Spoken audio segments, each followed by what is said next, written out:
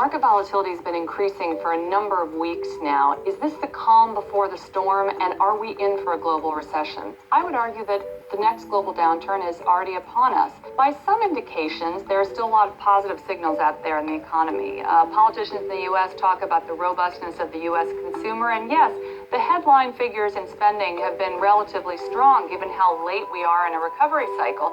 But if you dig down deeper, you start to see some real fragility. U.S. consumers are starting to pare back on credit card debt. They're also spending less on gasoline and motor fuel in the middle of a summer vacation season, which is quite unusual. If you spread out beyond the borders of the U.S. and look at what's happening around the world, you see that purchasing managers' indexes, which are a very forward-looking indicator of the global economy, are quite weak in places like France and Germany, as well as the U.S. The bond markets are sending some very negative signals. We've seen inverted bond yield curves in both the U.S. and the U.K., and these are one of the best and most important predictors of a coming recession.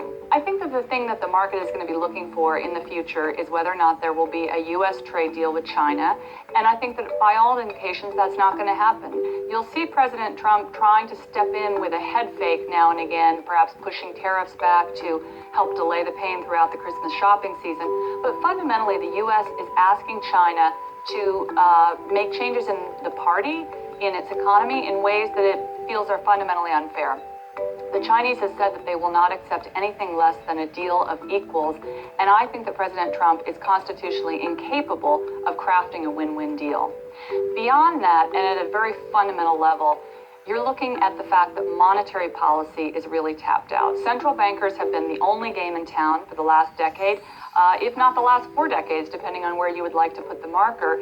And the recent rate cut by the Fed simply didn't move markets. I think that we are tapped out on what we can do with monetary policy, and we need fiscal policy now to step in and really create a new growth story.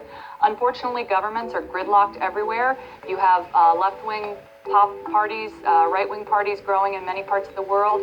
And if the populists come to power, you may start to see some real shifts in the license that companies have to do business as usual.